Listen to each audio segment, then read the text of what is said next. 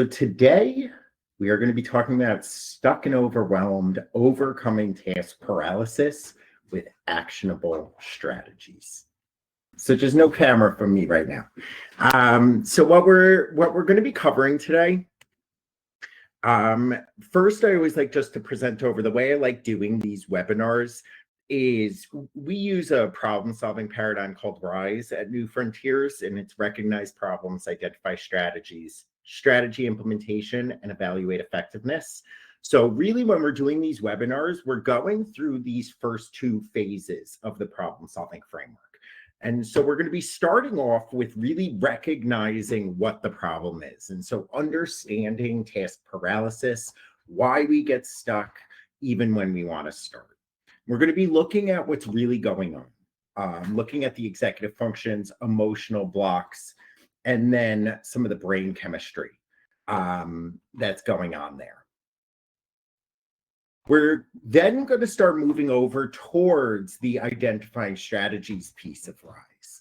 And so 4 strategy zones for getting unstuck. So some structure, initiation rituals, momentum, and compassion. Tools you can use right now. So looking at some actionable strategies to move from intention to action, and then putting it all together and giving you guys a little bit of homework to try and choose one small step to try out this week. Or to, if you're here as a professional, to maybe support the people that you're working with. And then we're going to move into a Q&A discussion. And this is where I do have some questions that were submitted in advance, as well as any questions that you guys may have. Quick, again, reminder here, please put any questions as they come up. If they're appropriate to get to at the end, I'll save them. If they're appropriate to get to in the moment, and I think it'll be beneficial for the rest of the audience, then I will get to them in the moment. So, all right, now it's working. Let me just take my image off here. Okay. So first, I just really want to start off with you're not lazy, you're human. So many clients I work with, when they can't get started, there is so much guilt and emotion that they're dealing with that they feel like they're failures. They feel like they're just lazy and what does this mean? And all of this emotional baggage that comes in. And I want to start off with removing that. I'm not saying people are never lazy, but task paralysis is not laziness. And so what we're looking at here is that if you know what you need to do, and you even want to do it, but you still can't start, it's not laziness. This is what is called task paralysis. And so this presentation is not focused on motivation in the goal setting sense. This is not going to be touching on things like finding meaning, setting priorities, and clarifying purpose. This is more for the individuals that really do have every intention of getting started, and then they just hit a roadblock. And so it's those that do have goals in mind or do have these tasks, maybe that they don't want to do, but they know they need to. And so there is that buy-in to doing the tasks, but they keep hitting an invisible wall when it's time to begin. That's what today is going to be about. And so why does this really matter? A, you're not alone. You're not broken. And there are reasons that your brain stalls, and there's strategies to help. And so the first portion of this presentation is really going to be, why does the brain stall? Because we want to make sure that the task paralysis is not just one thing. It is a symptom. It's an outcome from different factors. And so the first thing that we're going to be doing is trying to peel away which are the factors that are influencing either you, a loved one, or someone you're working with. And then we're going to move into the strategies that then can tie to those factors. So when we're stuck in overwhelm, we're looking at, I can't get started. So then I fall behind. Things start to pile up. I start feeling overwhelmed. And then you face this cognitive freeze. And so sometimes people use the analogy of digging a hole for yourself. That's what happens often with task paralysis, and it feeds into each other. as you get stuck and things begin to pile up, that hole is getting larger and larger. And then because the hole is larger, you don't know how to climb out. And then you get even more stuck. And it's just this perpetual cycle. And this is where you're just stuck. And so the first part, again, is we're going to be exploring why we can't get started sometimes, why we face that task paralysis. And then we're going to move over to how do we get into this other positive cycle. We get started, we make progress, we increase our confidence because we're notching wins and getting wins under our belt. And then that leads to an increase in competency and capacity. And this cycle is that growth cycle that we want to get into. So let's start off with what is task paralysis. So it's the inability to begin tasks despite intention being there. I may reference me doing this presentation because I was facing a lot of task paralysis with this. I know I needed to get it done. I wanted to get it done. I saw the number of registrants and the interest people had. Everything was there of my motivation to, but I was getting stuck at some points. I just wasn't able to initiate and begin the task. So a lot of this is rooted in executive functions. It's tied in very directly to initiation, but also with planning, working memory, and emotional regulation as well. And it's not a moral failure. I'm going to reiterate this so many times through this. We've got to peel back this guilt and shame in order to really tackle what's really going on. It's not something to be ashamed of. It's not something to feel like you're lazy.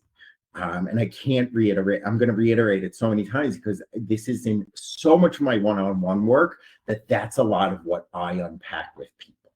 I often joke I wouldn't have a job if this wasn't something that was common and that people do just struggle with.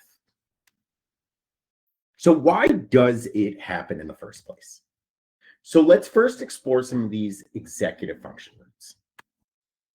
There can be an initiation breakdown. There can be a lack of clarity of what needs to be done.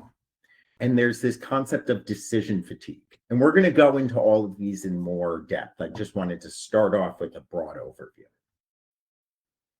There's emotional and psychological roots as well. There can be a fear of failure or a fear of success. There can be a sense of perfectionism. And there can be this shame and self-talk loops. And then there's also the neurochemical factors. And so this is where there can be motivation misfires and dopamine dips, and then emotional regulation challenges. And so these are the three roots of where sometimes this task paralysis comes from. So let's first start off with why it happens, executive function roots. So first off with initiation breakdown. So I always use this example of I want to go to the store. I know I need to go, but I'm still on the couch. And so it's like you're sitting in the car without your car keys. Your brain just can't engage the ignition. And so if you may have the full intention of going to the food store, you go to your car and then you just don't have your car keys, you're not getting anywhere. And those car keys, that is the metaphor for the executive function of initiation.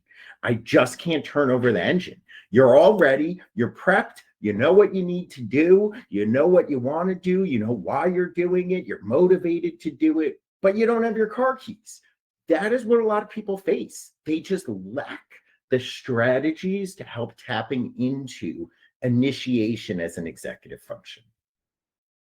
And so this task initiation piece, there's strategies to set up, which we're going to get to. But first, understanding that on the executive function root causes, there is a thing of just not being able to get started efficiently. For some people, it may come easier. I sit down, I get started right away. For others, they sit down and it's like their brain freezes up. Then we have a lack of clarity. And so this is where you get some of these thoughts that can come in. I don't know how to start. I don't know where to start. I don't know what the first step is. I don't know if I have everything I need. And when there's a lack of clarity, task paralysis can come up with just not even being able to get started, but also a lack of clarity can lead to something called false starts. So maybe you sit down, you have every intention to do your math homework, let's say. And then right when you're about to get the wheels turning, then it's, oh my God, I don't have my calculator. Oh my God, I don't have my textbook. Like, and so even though you were just about ready to get the car turned over, then things came up, this lack of clarity and lack of being prepared. This also can tie into things of just breaking down larger tasks into bite-sized chunks. And we'll talk about STAG and short-term achievable goals when we move over into the strategies piece. So with looking over at this game board here, great, that looks like a fun game. I don't know what game it is myself.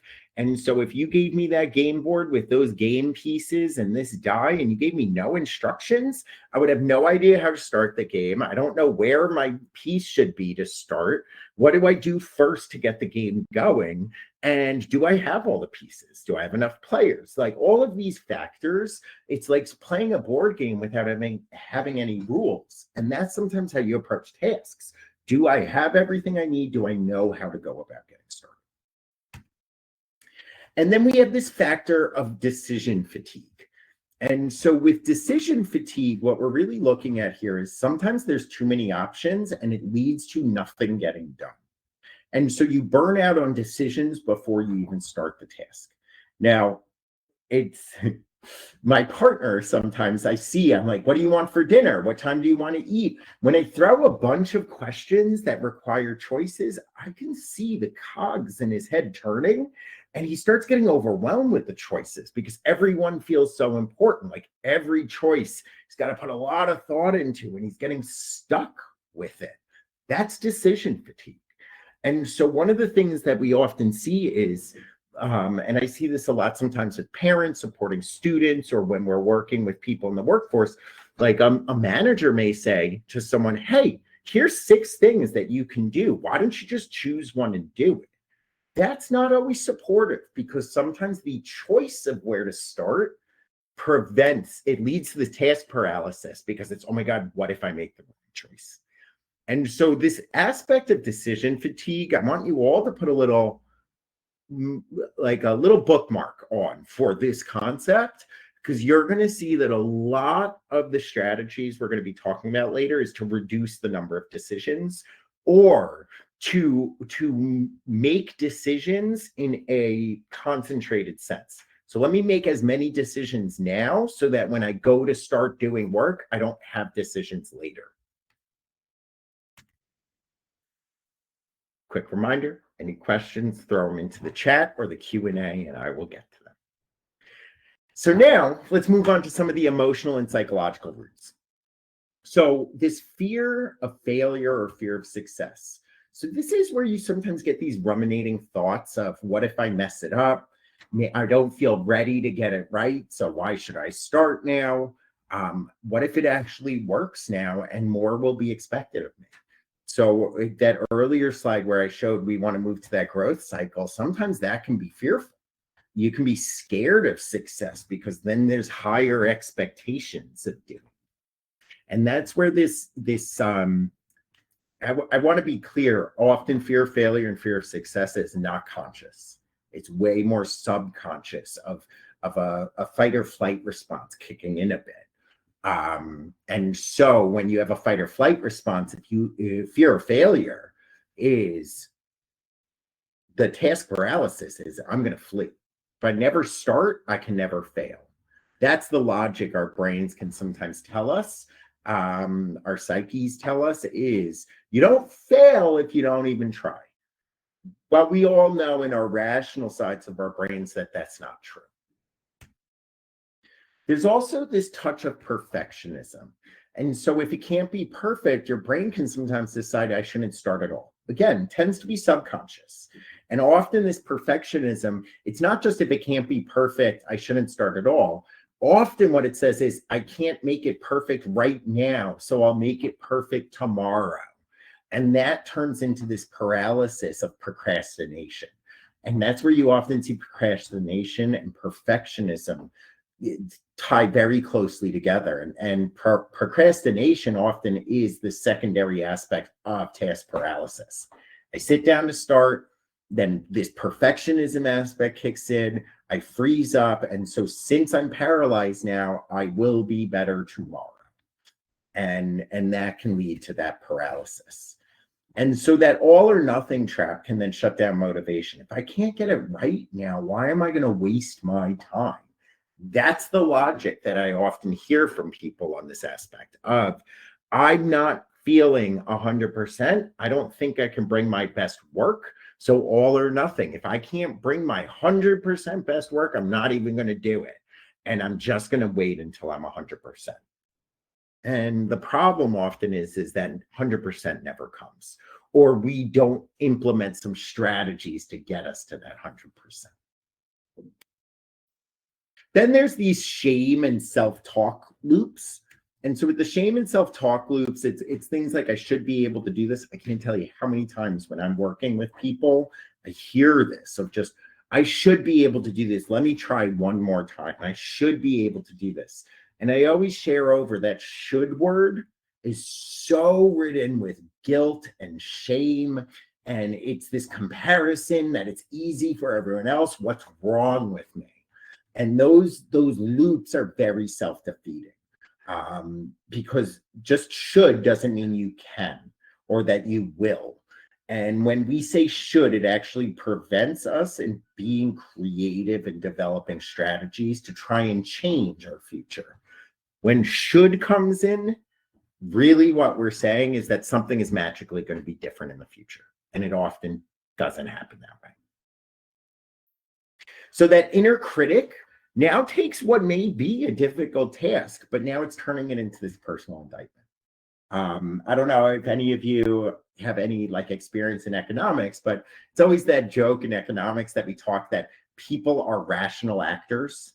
They make rational decisions. But then the second you talk to a salesperson, they're like, yeah, you want people making emotional decisions because it's irrational. And so what we're seeing here is when you move into these kind of self-talk loops, these negative self-talk loops, you're just imbuing more and more emotion into this task that you're struggling with and this paralysis. And now you're becoming more and more irrational in your thinking, as opposed to approaching this in a more rational way. Then lastly, we have these neurochemical factors. So what we're looking at here is motivation misfires and dopamine dips. So if you guys want to check out my last webinar, maybe even last two, I've been talking a lot about how our dopamine systems have been hijacked by social media and technology. And so what's ending up happening is that our normal natural reward signals have been hijacked by these other kind of, I want to make it like a capitalist tirade, but capitalists and business people have figured out that if we tap into dopamine, we can get people hooked onto our products, onto our apps. And so what that ends up doing is that the normal dopamine process is not working as efficiently with many people anymore. And I'm sure a lot of you, if you're here for yourself, you know that when you face that task paralysis, what ends up happening a lot is we pull out our phone. We go onto social media. Let me just do 5 minutes. Let me just watch some funny videos, right? Well, that's actually so counterproductive because you're now training your brain that when you're facing a task, let me go get a dopamine hit from somewhere else. But what you're learning is to reward getting off task, avoiding the tasks, instead of finding different ways to get yourself started on things. So often novelty and urgency can spark that dopamine. But when there's more low stakes, long-term tasks that don't provide that instant hit, it becomes challenging. And what I shared in some of the previous webinars, but I'll just reiterate again here, we're not changing society. It's not realistic for many people for us to be able to say things that, oh, I'll just cut out social media, I'll cut out technology. It's not really a realistic solution for most people. And so this is why we're starting off with recognizing that this may be a problem. And I'm bringing this up because so many clients that I've worked with try to say, oh, I just need to find a way to motivate myself. And often that concept of just to motivate myself, it's like they're hoping for this kind of idealistic world where dopamine worked perfectly and wasn't hijacked. But that's not going to come. We need to find different ways to replace that old school natural motivation with other unique ways that apply to us. I see a question. I will get to it in a minute. So the other aspect is emotional regulation challenges. And so this is where we might have anxiety, stress, and sometimes even boredom that overwhelm our system. And so this prevents us from being efficient and from being able to be started and to think clearly. And so this emotional noise competes with our logical planning. And so that's why I have this little image of network bandwidth.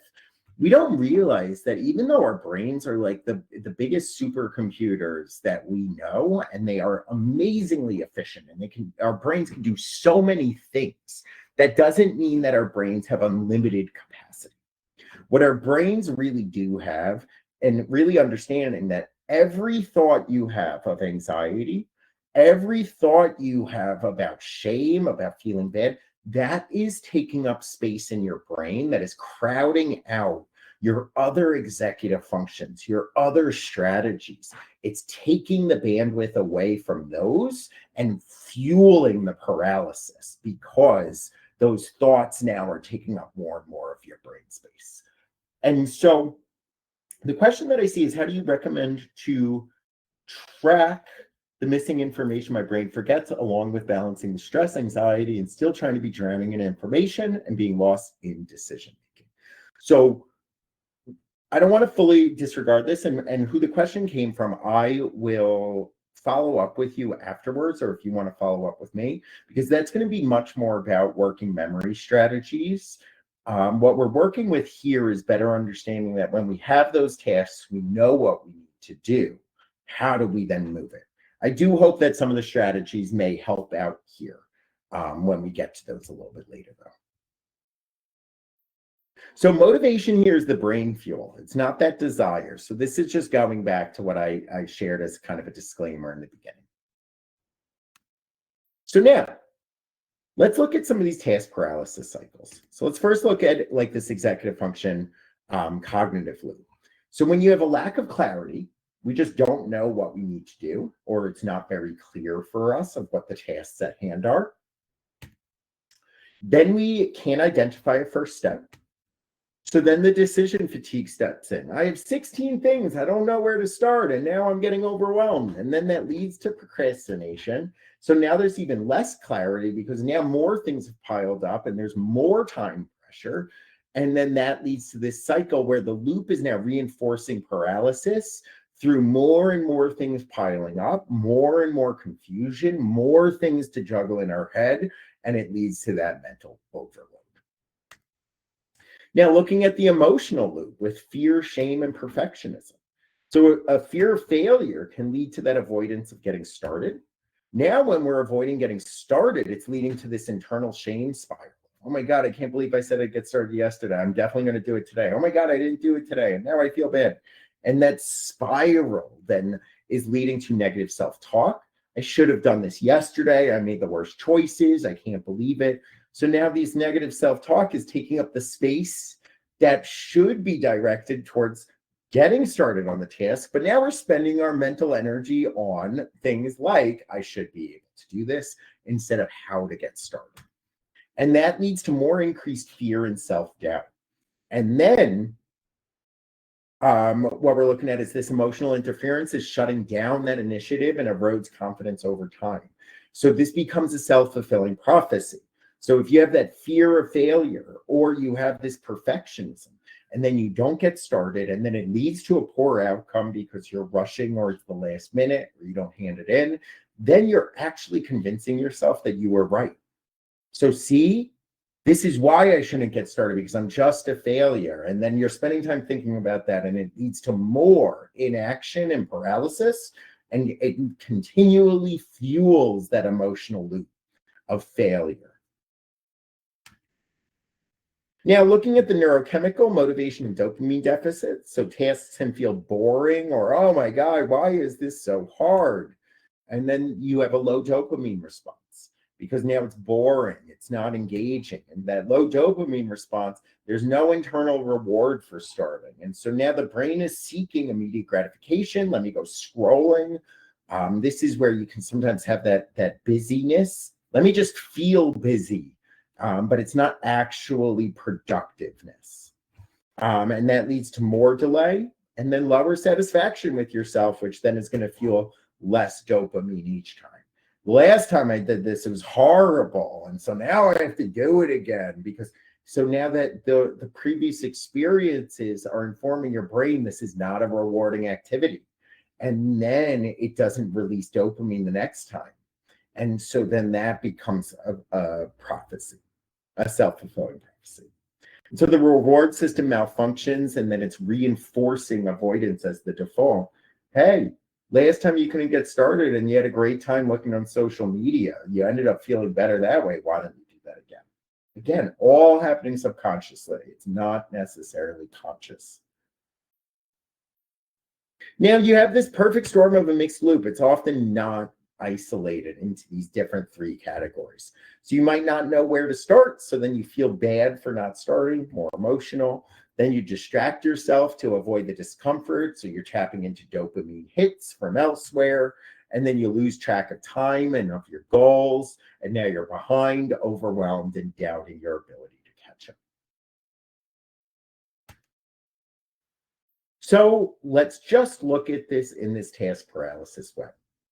So we have initiation issues, we have emotional load issues, we have planning fog, we have decision overload, motivation dips, shame spirals. We have all of these things going on. And so now we're kind of lost, like, where do we start, right? Where do we start peeling away from this? We're going to start with trying to create predictability. So our brains like patterns. We don't like change.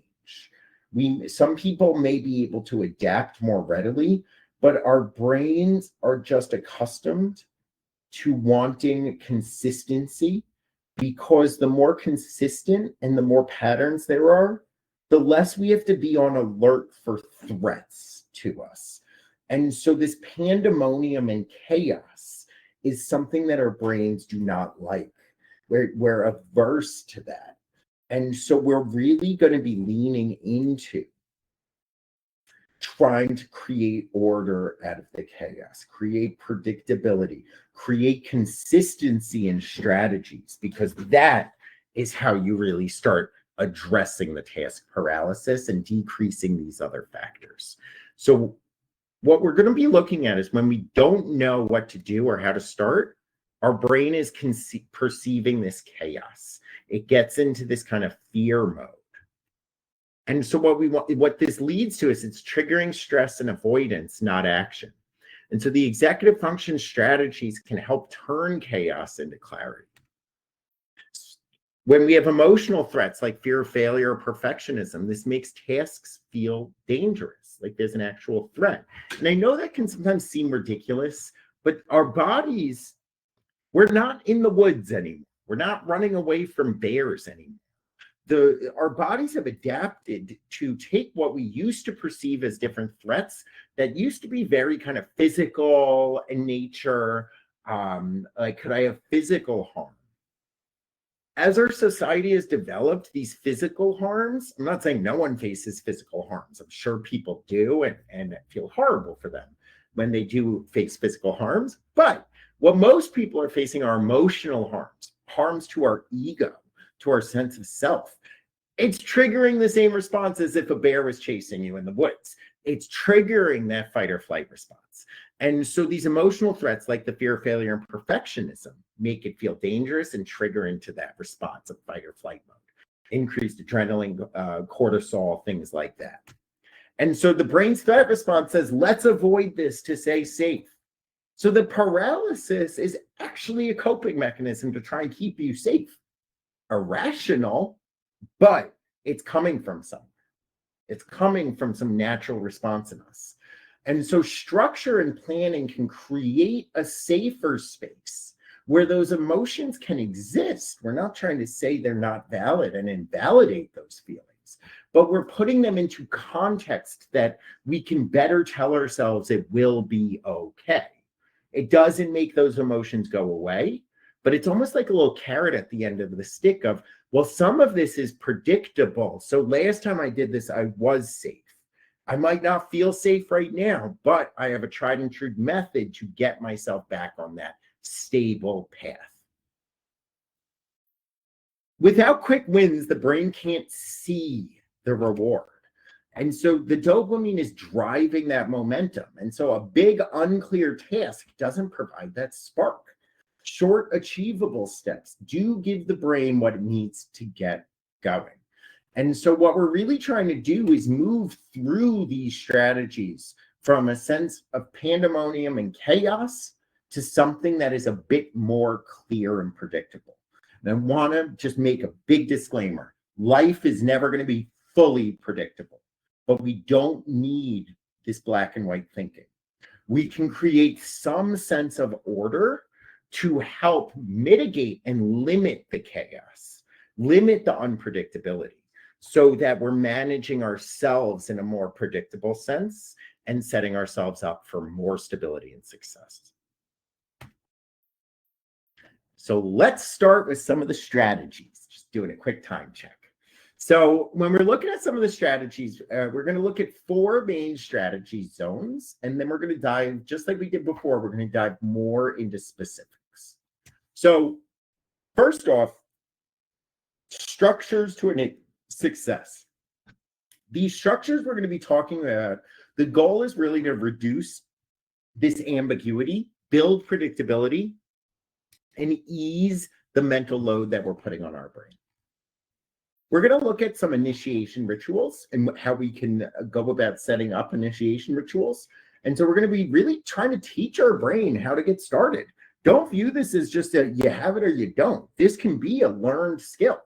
And so we're going to talk through how to teach your brain a bit to get started and build that muscle memory for beginning.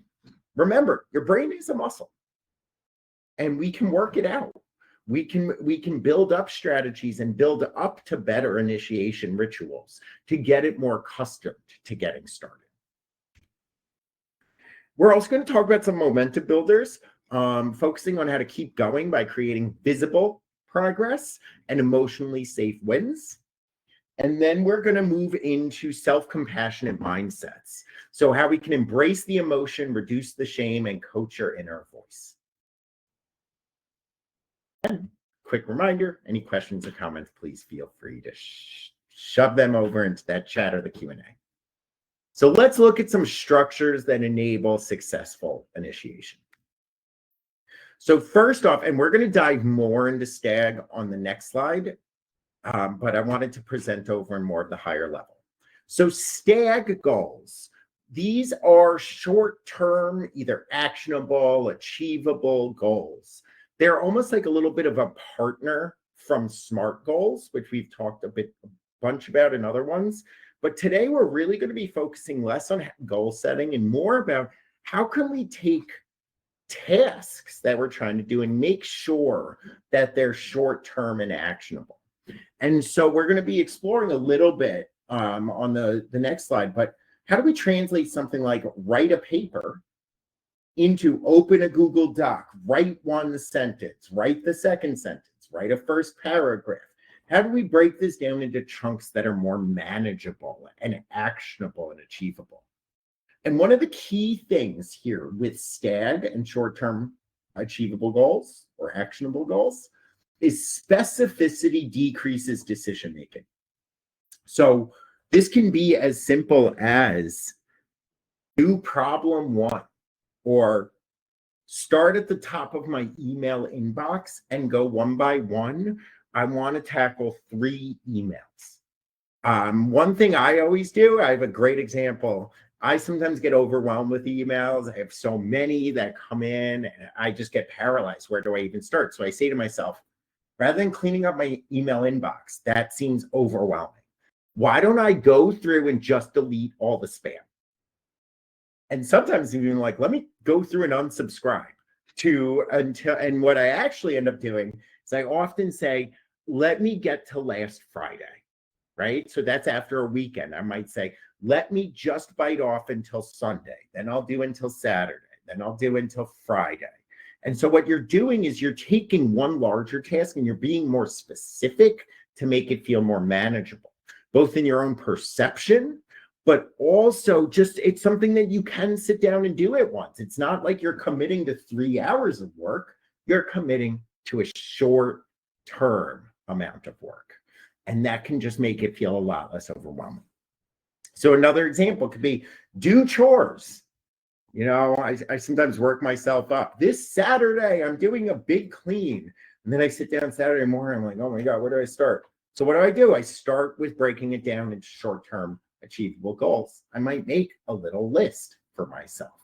So I might say, okay, I want to mop the floors. I want to do the lawn, or I want to do my sheets. I want to do this. And I make it all into little items. And then we're going to talk a little bit more about like to-do lists and how that can tie off of this as well. But the key is, and actually I'll share this right now. If you're ever feeling totally paralyzed, do this, practice this. How can I take my tasks and break them down further? And even just that process. So like the process of just breaking down your tasks into more component steps, that's getting your initiation wheels turning. And then it might even be easier to continue after you've done that. So using STAG, not just to help you with not feeling less overwhelmed of a big task, but also using it as a first action step. When you don't know where to start with breaking down your tasks into actionable steps.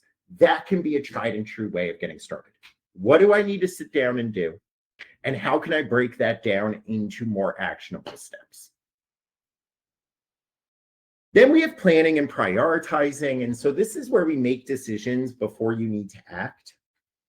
Again, this is another 2 executive functions that I could do a full hour on, but I wanted to present it with this task paralysis piece.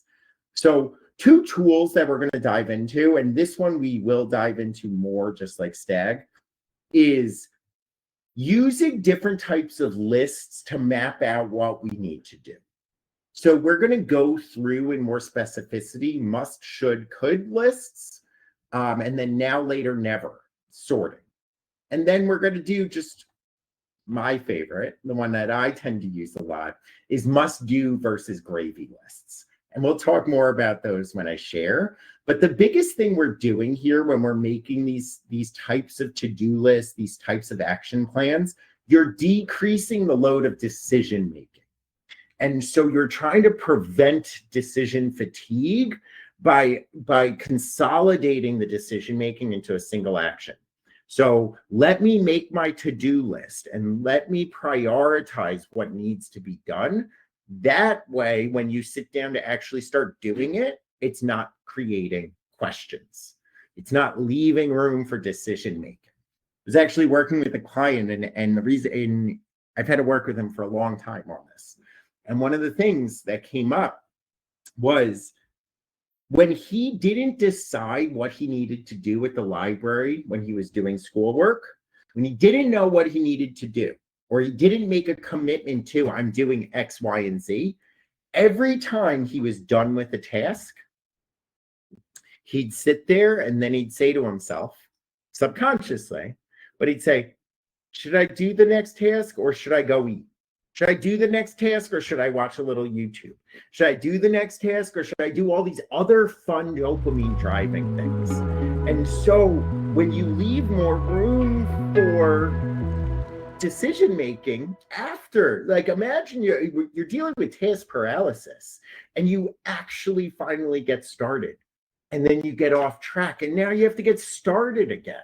And now you have to find your car keys to turn the car over. Like, so what we're trying to do is task paralysis isn't just once you get started, it's all good.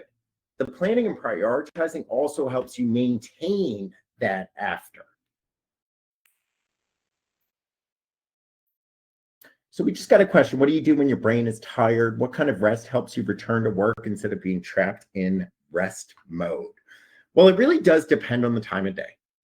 You know, it's like, what if your brain is really tired? What if it's 10 p.m.? Well, some of that, there's two aspects. There's the long term. Maybe don't do work at 10 p.m., right? We're not just going to say our brain isn't tired. And I know that's in a perfect world. But if we're talking about my brain is tired at 2 p.m., let's start reflecting on what's going on. Are you getting enough sleep? Are you getting enough food? What I do and what I recommend to a lot of people, go on a walk. So if your brain is tired, doing a mental reset, you can do some mindfulness, you can do some meditation. I do find often like I'm a restless person, so typical forms of mindfulness and meditation don't always work for me. And so I like to go on a walk around the block. I do find sunlight is very powerful. I find walking, it doesn't get us more into a rest mode. It's actually telling your brain activate mode. And that way, and we're going to talk about really, so like being trapped in rest mode, we're going to talk about initiation rituals and transition rituals a little bit on a couple of slides, which we'll get to, but really trying to understand why your brain is tired. That way we can tap into what's going on there. And so sometimes your brain might be tired because you've been doing work for 3 hours. But if you're just sitting down to start a task and you're facing that task paralysis and your brain's tired, it might be just that your brain is overwhelmed. And so it's shutting down into rest mode because it feels like it has some insurmountable thing to tackle. So what I do with that is, and I'll mention this in a little bit, but like even just a 5-minute rule, right? So if you're feeling so tired, are you so tired that you can't even commit to doing 5 minutes of something? And what the trick is often if you just commit to 5, your brain might be like, you know what? Okay, that's not that bad. I'm not that tired. I can do 5 minutes. And then when you start doing 5 minutes, then you're like, oh, this isn't that bad. I guess I'm not that tired. The other thing that I do, music is something I use a lot. So I try to make more upbeat music. I don't know about you guys. You can find what works for you, but there actually is some science. Video game soundtracks are actually scientifically designed to keep you engaged. And this has been for a long time that they've done this because they want people playing video games for a long time. So the soundtracks from them are actually designed to help keep you engaged and up. Now, if you want to go more like classical music route, you can as well, but try to find ones that are going to wake your brain up, stimulate your brain, as opposed to things that are going to make you more lulled and relaxed. Now we have one thing at a time. So time is linear, but our actions need to be too. And so often what we see with a lot of people when we're dealing with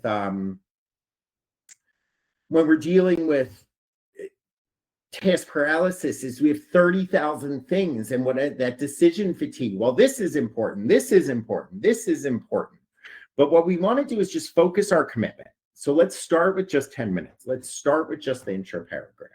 Getting something done is better than getting nothing done. Making some progress is better than making no progress. And then so what we're doing is one step at a time, right? And so by using some of the planning and prioritizing that I just talked about, we can make a very linear path of, you know what, I'm up to just doing just this one. I'm up to this one. I can do this one. And so what you're doing is you're making 10-minute commitments at a time instead of making a 3-hour commitment at a time. And then we can reduce distractions. Actually, I want to make one other quick note on that. I know some of you may be thinking, but like we can't get to everything we need to just in 10-minute commitments. That's true. But what you're doing with the 10-minute commitments is you're slowly convincing your subconscious brain that you can do this. And you slowly build up that I can sit down for 30 minutes. and get something done. I can sit down for an hour, but what you're doing with these 10 minutes and these very segmented short tasks is you're building up evidence to counter that part of your brain that's saying, you can't get started. You'll never get this done. This is so much. What you're doing is building up evidence to prove that part of your brain wrong, that internal management piece. And then we want to just, like, moving on, we want to make sure we're reducing distractions when we're trying to get started. Imagine you really start getting into a flow state and then you get a text and it totally throws you off. It makes all of that effort, which can be a lot of effort to get started, now pointless. And then you have to do it all over again. Clear your workspace, put a phone in another room. So the structure makes hard things doable by reducing mental load. And when we use these structures, we stop managing chaos and start making progress. Keeping an eye on time, I'm going to go a little quick just to make sure to get to everything. But as I mentioned, I'm happy to stay afterwards and answer some additional questions. So with STAG, here's just a quick checklist of some rules to follow. Make sure that what you're doing is setting things that can be done in one sitting. Make sure there's a clear action step. A quick tip is start with a verb. Make sure it has an obvious I did it moment. So don't make it ambiguous on whether it was done or not. It should be something that is very clear. Was it completed? Can I cross it off my list? And make sure that these steps are reducing ambiguity and that you know exactly what you're doing and how to start. And so, like, a perfect example is, oh, I'm going to study tonight. And when I'm coaching people, I'm like, what are you going to study? What chapter? What does done look like? And getting more specific through it so that there's a clear plan. So here's just a quick chart showing like a STAG versus not STAG. So study for math test is not a good step to have versus I'm going to review 5 practice questions from chapter 4, very specific. I'm going to clean my apartment versus I'm going to clear off the kitchen counter. I'm going to update my resume versus open resume file and revise the top summary. Specific, actionable. This is something that I also sometimes use when I've seen people with task paralysis and they just don't know where to start. The reason why I like to use this graph is just to show we can always break things down further. And so if you didn't get something done, maybe it just wasn't broken down enough. And let's take this step of breaking it down more. And so maybe it's like, I clean my living space. Well, let's break that down. I'm going to clean my bedroom. Let's break that down. Well, there's laundry. Well, with laundry, there's sheets. But then, also sheets need to wash and dry. And then with sheets also, then I need to put the sheets on the bed. So then going back to laundry, we also have to do our clothing. And so that needs to wash and dry, but that also needs to fold. That needs to be put away, tidying up, vacuum, and then dusting. But the reason why I like to show this is now you can actually have an action step of STAG. So I need to wash and dry my sheets. I need to put my sheets on my bed. I need to wash and dry my clothing. I need to fold my clothing. I need to put it away. I need to vacuum and I need to dust. Now, which ones am I going to do first? In what order? If I get to these 4, I'm happy. Which brings us into to-do lists. So this is the first of must, should, could. So this is great for organizing a big to-do list into tiers of urgency and importance. So the must column is our top priorities. The should is important but not urgent. And the could is optional or bonus if we get to it. Really what this is doing is start with your musts. And so submit project report. Let's tackle those in a STAG framework. What are the steps that we need to do with the submit the project report? Taking the medication, not a lot of STAG there, except for maybe 2 times a day, right? Making sure we're building that out. And then pay electric bill. And so once you have, and you've gotten your musts done and you've broken those down, if you have more energy, if you've gotten those wheels turning, the reason why it's good to have a should category is we've already started. Why not keep the momentum going? I took all this time to get the momentum going and I got things done fairly quickly. Now I can move on to the should. And then if you're doing really well, then you move over to that could. But what we're doing here is, let's say you have 5 hours to get things done. Let's use more realistic, 3 hours to get things done. You get your musts done in 1 hour. We don't want to set your brain up to have face more decisions. By having these options already out of what you can move on to, then you can just keep the momentum going without having to stop, make decisions, and then start again. Similarly, with a now, later, never framework, this is when we're really struggling with prioritization. Everything feels important and you just don't know where to start. And so now is calling for immediate action. Later is things that you are delaying intentionally. And then never is something that we just need to let go. And what this is doing is maybe these nevers, maybe it's not really never, but it's just not important now. And by thinking about it now, it's freezing me up from the things that do require immediate action. And so this framework is really forcing you to be honest about what's critical right now. What are we holding on to for no reason, right? And so I tend to have a master to-do list that I keep for like just big tasks. And I review this each week. And what I do on that is I don't do it necessarily in this type of framework, but I go through and I see how many nevers let it go. And then if it's an issue, it'll come up again in the future. Yeah, must do versus gravy. This is my favorite go-to. It's a way more simplified one, but it is ideal for low energy or overwhelmed days, and it helps you to find success up front. And so what really all this is doing is instead of having 3 categories, this is just having 2. What must be done today? And if I get all of my must-dones, that's success. That's a win. I'm not falling behind. I'm on track. But to reduce that decision fatigue and encourage proactive work and getting ahead of things, what if you got those 3 things done really efficiently and you still got another hour to do work? Having the gravy list does 2 things. 1, you can actually move ahead on things. But 2, gravy's delicious, right? Mashed potatoes with gravy is just better. And when you get to your gravy list, it does a dopamine hit for you. I got more done than I ever thought I could. I'm so proud of myself. I got ahead of things that I should have had to do tomorrow. Amazing. And so even just the word gravy helps make it feel better.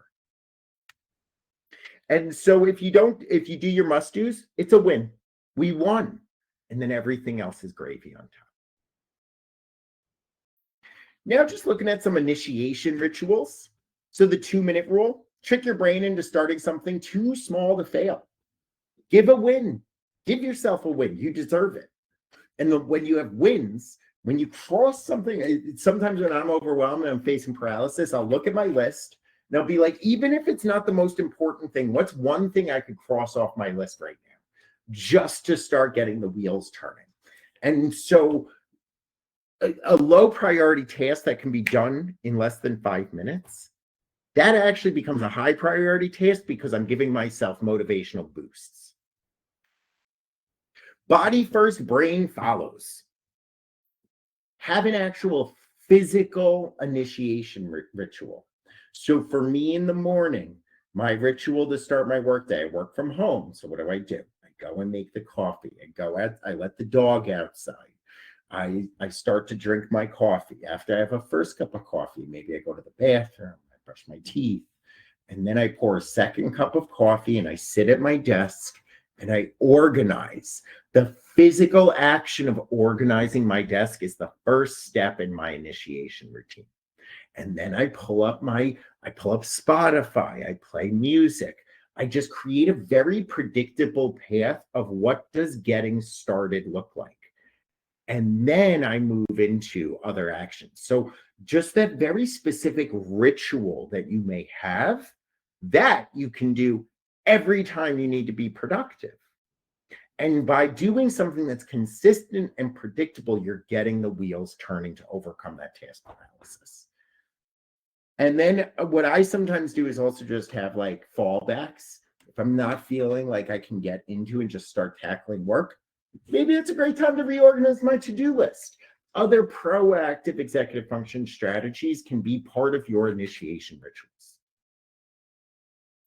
Environmental cues. So this is where like you might have focus music, making sure you have good lighting. You just want to give yourself signals for work mode. Externalize starting. Say your next step out loud, write down your first move, or send a message to create accountability. Sometimes I message my coworker and I'm just like, hey, I'm going to get to these 3 things this morning. Locks myself in. I have an accountability partner, but I said it out loud. I took my thoughts of what I want to do and I made it more concrete. Timers and bundles. So the Pomodoro method. So let's do 25 minutes of work and then I'm going to have 5 minutes of a break, or pairing work with a treat. And so I've sometimes done this, like, hey, let me just do 30 more minutes of work and then I'll have another cup of coffee, or I'll make myself a cappuccino.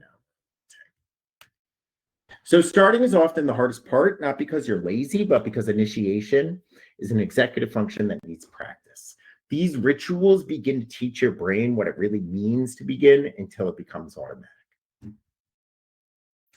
So some momentum builders. Cult of done. Very interesting concept, but done, not perfect is the goal.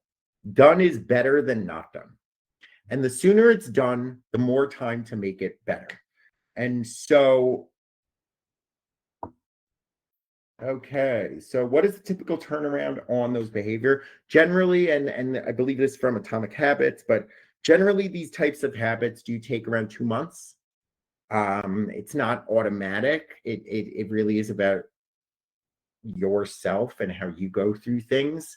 But and I mean, like, I guess I want to just to be clear, I still struggle with this. I'm sure there's plenty of people that struggle with task paralysis. Initiating is something that doesn't just become easy and then you never have to worry about it again. Depends on the tasks, it's changing. But you know what I did when I was struggling and initiating and getting started with this presentation?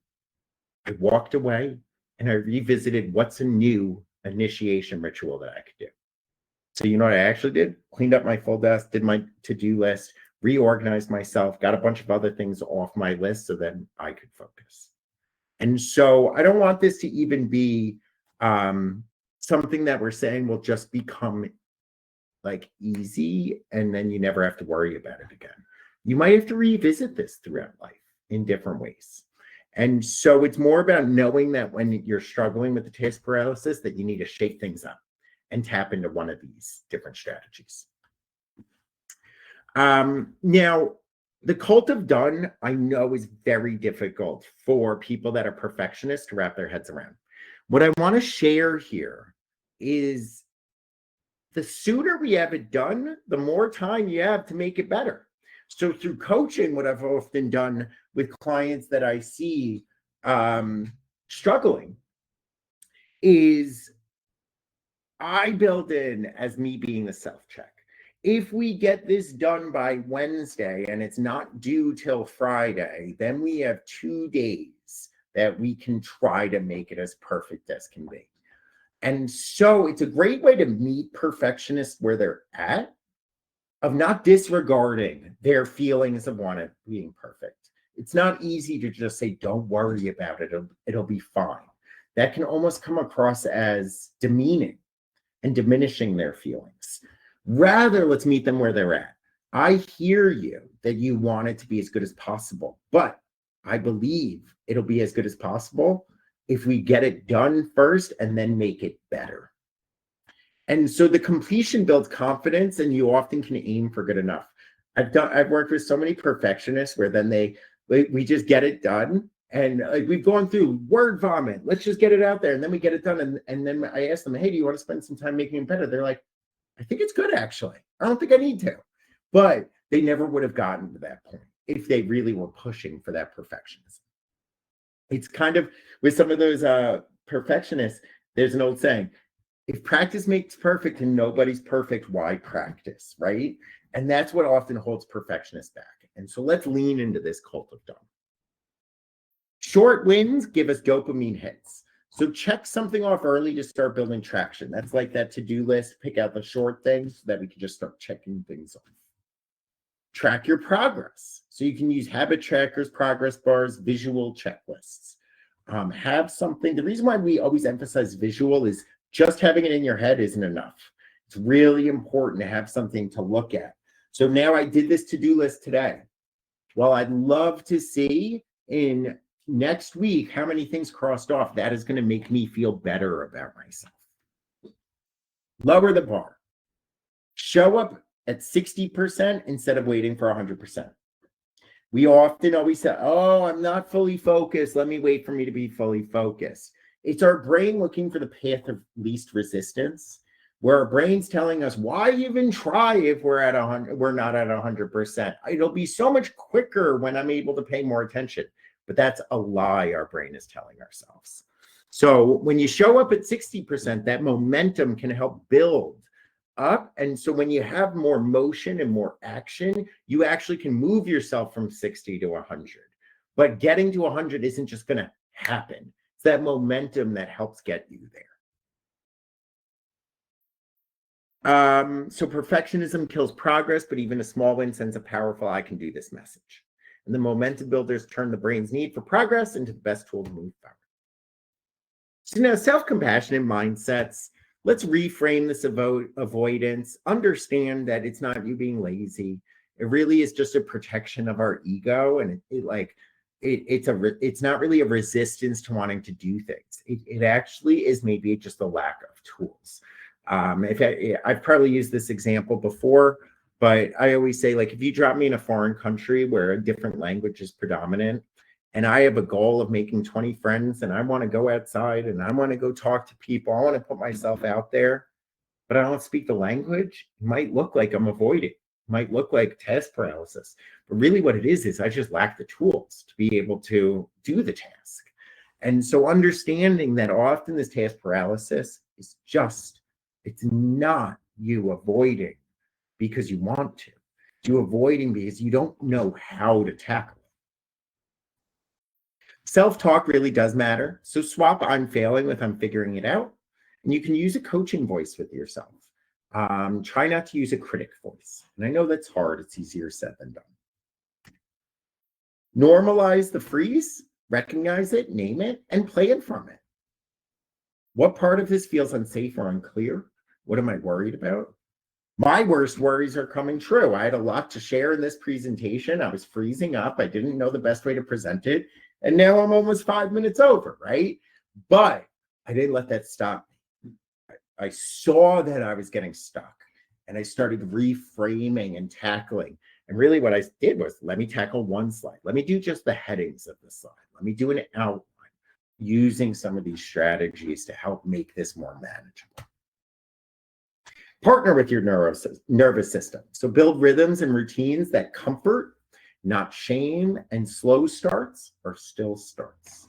So task paralysis feels bad enough, but beating yourself up only makes it worse.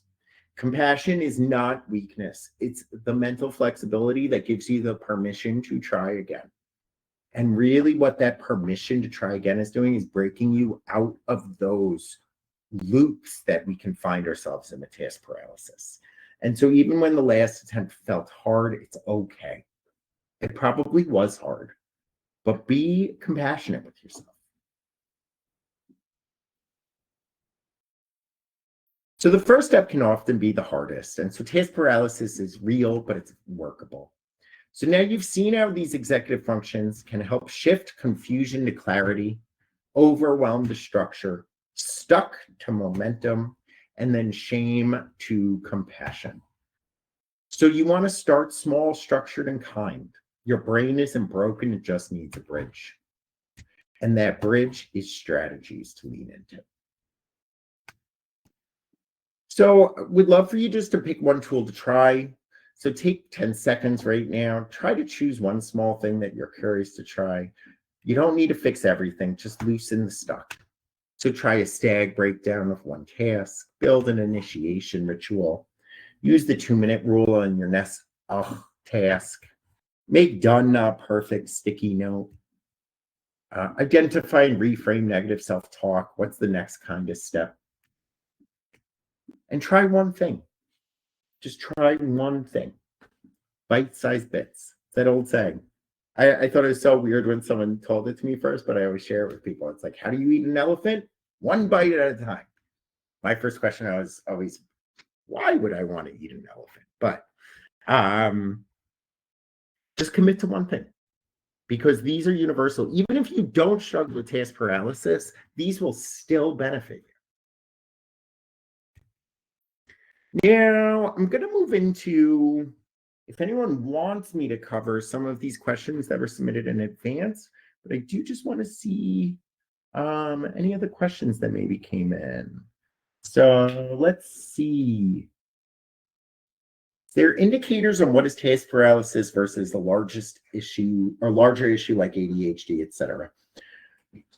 I don't think it matters.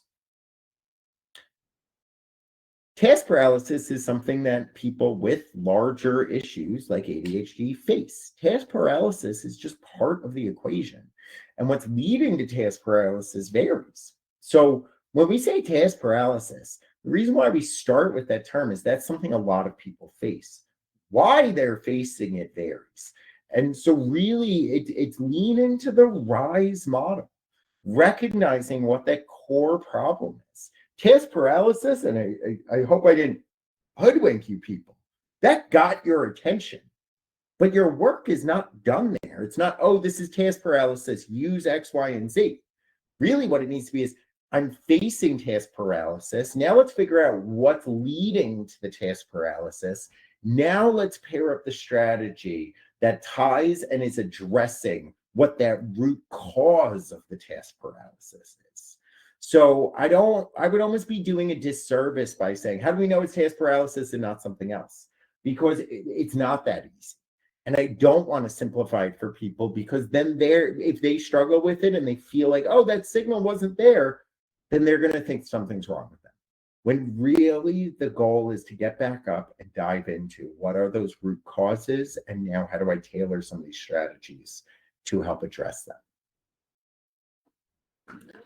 I will just quickly, I'm going to throw into the chat again, just that survey form, if you don't mind filling it out. I will continue just to see if there's any other questions, but I will just move on to some of the questions submitted in advance in case anyone benefits from hearing them.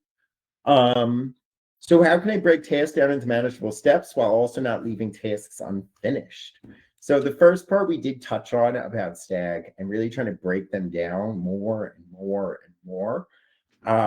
I've read sometimes like try to break it down into 20 minutes or less each task, something you can do in 20 minutes. I don't personally think that's fully feasible, but you can. This aspect of while not leaving tasks unfinished, that's where I lean into a to-do list. Doesn't get crossed off until it's done. Or what you can do is you just have that list of STAG of broken out, and you can almost color code them into categories of this is one full task with 4 steps. But the one thing you can really do there is that's where you need to tie in some planning and prioritization efforts of a better understanding with time management when things are due. How can students circumvent waiting for motivation to strike in order to get started anyway? Don't rely on this abstract idea of motivation. I've almost heard it become a bit of a scapegoat. And it actually is a shifting of responsibility and accountability away from ourselves. So waiting for motivation to strike, that's not how life works, you know? There are just some times that, like, and I think often what happens is a lot of students confuse motivation with desire and wanting to do something. That's not what motivation is. People, I remember when I first started working at New Frontiers, I had to fill out a timesheet. I hated it. It was so annoying to do. I never liked it. You know what I liked? I liked getting paid for the work I did. So my motivation was this longer term goal of getting paid. That's what the motivation was. Did I ever want to do it? No. And a lot of times kids and students are in this mindset of, well, I just don't want to do it, so I'm not motivated. They're not the same thing. And so a lot of where we need to build in More of that motivation is really leaning into the dopamine. And so you might never want to get started, right? Do I want to clean my room? No. I want a clean room, but I don't want to do the action. And so I think we need to just separate out that, where the motivation comes from? It's the completion of the tasks. It's not before you start the task, because that's where things get caught up. We're waiting for this desire to do math homework. It's not going to happen. Like, if you don't like math, you're never going to be just motivated and excited to do math homework. What you're going to be excited about is crossing it off your to-do list, and you don't have to think about math again. I know this has come up a lot with students where they're like, I hate this teacher, I hate this class, I'm not motivated. You know how I try to motivate them? I say, do you want to take the class again next year with them? Do you want another full year with that same teacher? And then oh no, that's where the motivation comes from.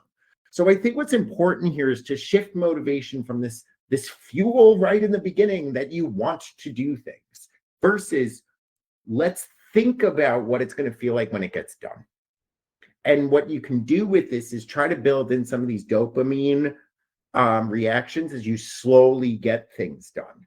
So if you have 10 math problems, do 3 and then be like, wow, I'm almost a third of the way done. Oh my God, I'm 50% done. I'm almost there. That is where the motivation comes. It's getting things completed. And then you feel motivated to keep going. You're not always going to have that motivation right from the get-go.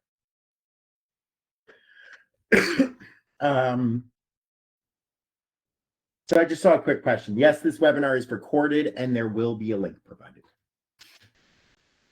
How do you manage teens who are so far behind academically that they've given up? Honestly, I've seen some students that are so far behind academically that I'd give up too. And you know what you do? I've used this analogy, I think 6 times today already, but I'll use it again. When the house is on fire, you don't talk about long-term strategies to someone else. Well, fire safety really requires you to have a fire extinguisher. No, none of that's going to stick. So a teen who is so far behind academically that they have given up probably just need a lot of compensatory support, a lot of hand-holding, because they're so anxious. They don't know where to start, and getting a lot of support to help them get caught up academically. Then you can support them in more of managing it. But when they're really far behind, they just need some help. They need someone to help them through it, because so much of their brain is caught up in the anxiety and overwhelm that they barely have room to actually get things done efficiently. And so whenever we're coaching and someone comes into us and they're really far behind academically, we say we got to put out those fires first. So like, how can we do an all hands on deck to help them get caught up? Then we can do real coaching and helping them stay caught up. But as long as they're far behind, you're not going to make a lot of progress in long-term skills, because their brain is in so much fight or flight response mode. And then when you have high levels of cortisol and you have chronic anxiety, learning does not happen as efficiently. Your brain literally cannot form new neural pathways and learn new things as readily. Still got 19 of you in here, so I'll keep going. How to get started on a long-term large project while juggling short-term daily responsibilities. So get started on a long-term large project. Make the first task breaking it down. So getting started, the first thing with getting started should be making STAG from it. How do I make action steps? That way you might have your short-term daily responsibilities, but now instead of incorporating some big, large, long-term project, we're slowly incorporating 1 or 2 short-term achievable goals, achievable tasks into our daily routines. So addressing the needs of high school and college students studying for exams, writing papers. There's part of the reason why I wanted to bring this up here is there's 2 aspects. Yes, there are initiation and task paralysis challenges, but when I saw this question, my first thing goes to, do they know how to study for exams? Do they know how to write papers? Like, so you can't just say study for exams, STAG, break it down. They might not know the individual steps that they could even break it down into. I love meeting with when new clients are students, and I ask them, how do you study? And they go, I study. I'm like, okay, well, if you had to study for a test next week, what would be your first step? Well, I read my textbook. That's it, right? They don't even have a menu of what are some short-term tasks. So the first thing I'd really look at here is, before you can break something down into its component steps, do they know component steps or not? And that's true for both students and adults. And so really trying to understand, what are the different ways to study for exams? What are the different tools? That way they can begin to map out what their steps may be and breaking that down into more manageable pieces. How to manage competing interests. I can't be everywhere. I constantly disappoint people where I am not. So the main thing I wanted to just bring up with this one, maybe there's too many interests. Maybe there's too many commitments. And so we might need to just start with, how much can we manage the task overload and make sure that it's a manageable volume? Because when we overcommit to things, you're going to do nothing well, as opposed to more focused commitment on things that then you can actually bring your best self to. How often does a coach raise the bar for increasing ability to be timely or more organized? This is very much directed towards professionals, but what I'll share here is, a coach's job is to constantly be raising the bar as much as the client wants. If they want to achieve more and they want to be more efficient, it's our job as coaches to help them raise the bar, to help push them towards that change. Then, what type of incentives have been useful until they no longer provide incentive and the client slips? Again, I don't want to give like specifics here. I think it's really important that this is personal. There can be different options, but really, in terms of incentives, it's important to think about this ourselves.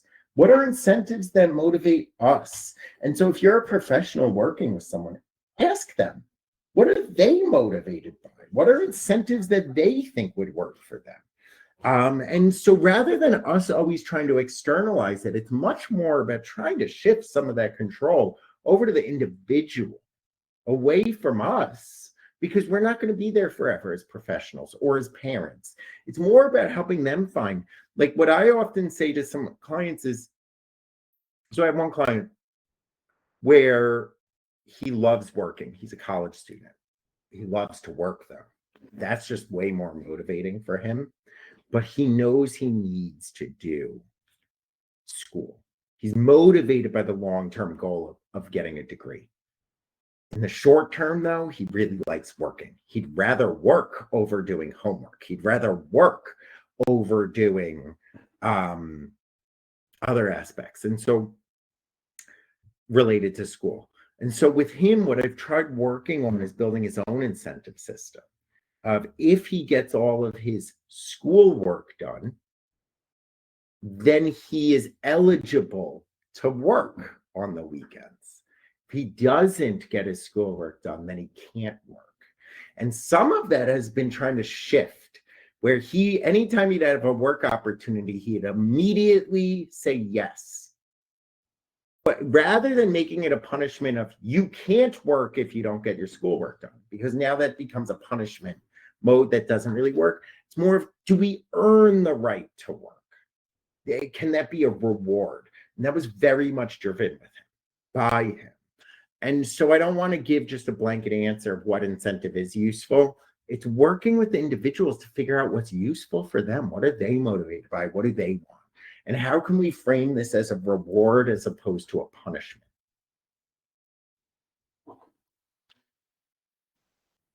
That's it. Only 21 minutes over, not too bad. So I'll give it another minute in case anyone has any other questions. I really do. Again, I just want to share over. I really would appreciate any feedback on the form. And if there's any other questions, I'm happy to answer. Or if you prefer, I'm going to be sending out a follow-up with the link to the recording. Once I do a little editing on it and get it YouTube ready. But what I'll do at that point is I'm going to reshare the feedback link.